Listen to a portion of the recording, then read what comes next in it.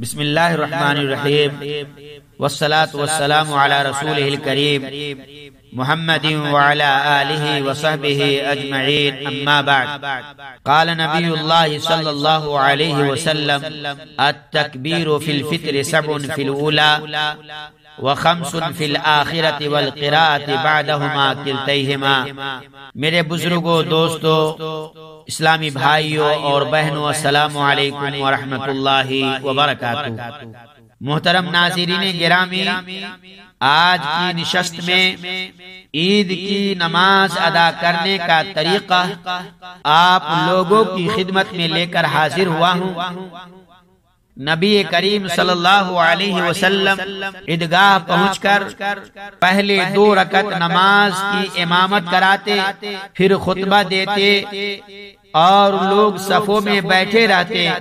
خطبہ میں لوگوں کو وعظ و نصیحت کرتے اور حکم دیتے، پھر واپس لوٹتے۔ صحیح بخاری کتاب العیدین، صحیح مسلم کتاب صلاۃ العیدین۔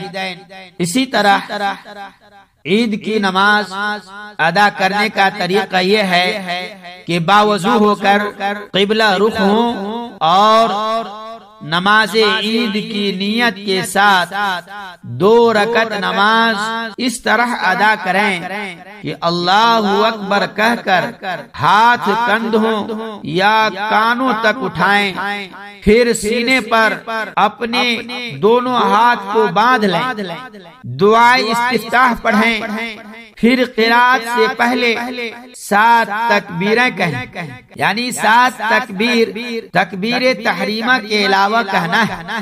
سیدنا عبداللہ بن عمر رضی اللہ عنہ بیان کرتے ہیں کہ نبی کریم صلی اللہ علیہ وسلم نے فرمایا، عید الفطر کی پہلی رکعت میں 7 تکبیریں اور دوسری رکعت میں 5 تکبیرات ہیں اور قرات ان کے بعد ہے۔ ابو داؤد 1151، بہقی جلد نمبر 3 صفحہ نمبر 285۔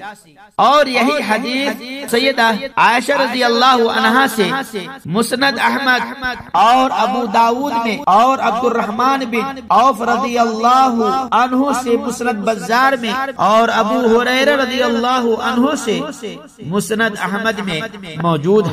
مزید تفصیل کے لیے امام فریابی رحمہ اللہ کی کتاب احکام العیدین ملاحظہ۔ یہ کثرت شواہد کی بنا پر صحیح۔ میرے اسلامی بھائیوں اور بہنوں، تمام تکبیرات کے ساتھ رفع الیدین کریں اور ہاتھ باندھ لیں، کیونکہ قیام میں بالاتفاق ہاتھ باندھے جاتے ہیں۔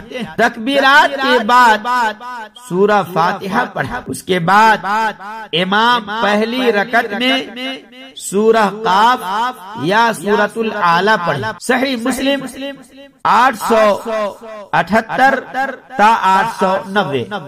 پھر رفع الیدین کے ساتھ تکبیر کہہ کر رکوع کریں، غرض پھر جیسے عام طور پر نماز پڑھتے ہیں پڑھیں، اس طرح رکعت مکمل کر کے انہیں دوسری رکعت میں قراءت سے پہلے 5 تکبیریں مع رفع الیدین کہیں، اور اس رکعت میں امام سورہ فاتحہ کے بعد سورہ قمر یا سورہ غاشیہ پڑھے۔